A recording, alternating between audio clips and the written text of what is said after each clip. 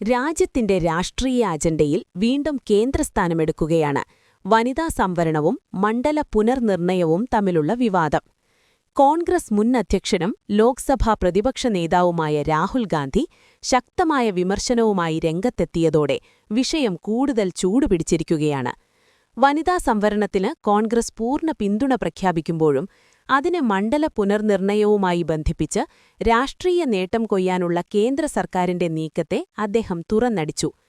2023 പാർലമെന്റിൽ പാസാക്കിയ വനിതാ സംവരണ ബിൽ ഭരണഘടനയുടെ ഭാഗമായിട്ടുള്ളതാണെന്നും അതിന്റെ ആത്മാവിനെ തകർക്കുന്ന രീതിയിലാണ് ഇപ്പോഴത്തെ നീക്കങ്ങളെന്നും രാഹുൽ ഗാന്ധി ആരോപിച്ചു. സ്ത്രീകൾക്ക് നിയമസഭകളിലും ലോക്സഭയിലും 33% സംവരണം നൽകുക എന്നതാണ് ബില്ലിന്റെ പ്രധാന ലക്ഷ്യം.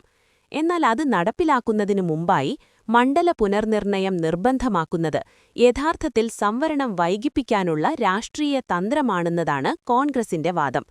ഇതോടൊപ്പം ജാതി സെൻസസ് നടപ്പിലാക്കാതെ പിന്നാക്ക വിഭാഗങ്ങളുടെ അവകാശങ്ങൾ ഉറപ്പാക്കാൻ കഴിയില്ലെന്നും രാഹുൽ ഗാന്ധി വ്യക്തമാക്കി.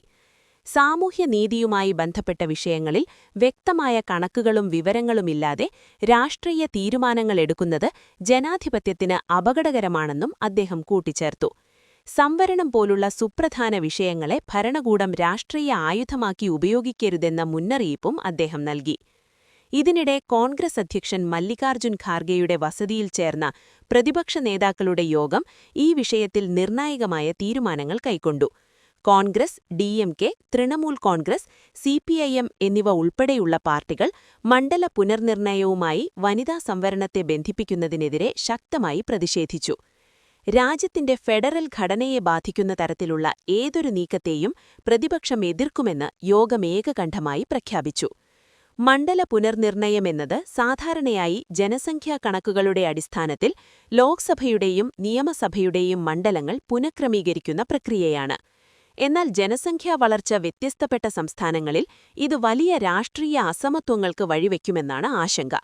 പ്രത്യേകിച്ച് ദക്ഷിണേന്ത്യൻ സംസ്ഥാനങ്ങൾ, വടക്കുകിഴക്കൻ ചെറിയ സംസ്ഥാനങ്ങൾ എന്നിവയ്ക്ക് പ്രതിനിധാനം കുറയാൻ സാധ്യതയുണ്ടെന്ന് പ്രതിപക്ഷം ചൂണ്ടിക്കാട്ടുന്നു. കോൺഗ്രസ് മുൻ അധ്യക്ഷയായ സോണിയാഗാന്ധിയും വിഷയത്തിൽ കടുത്ത വിമർശനവുമായി രംഗത്തെത്തി. മണ്ഡല പുനർനിർണയം ഭരണഘടനയുടെ അടിസ്ഥാന തത്വങ്ങളിലേക്കുള്ള കടന്നുകയറ്റമാണെന്നും ലോക്സഭയിലെ അംഗബലം വർദ്ധിപ്പിക്കുന്നത് വെറും അക്കൗണ്ടിംഗ് വ്യായാമമല്ലെന്നും അവർ അഭിപ്രായപ്പെട്ടു. രാഷ്ട്രീയ സമതുലിതാവസ്ഥയും ഫെഡറൽ ആത്മാവും സംരക്ഷിക്കുന്ന രീതിയിലാണ് ഇത്തരം തീരുമാനങ്ങൾ എടുക്കേണ്ടതെന്ന് അവർ തന്റെ ലേഖനത്തിൽ വ്യക്തമാക്കി.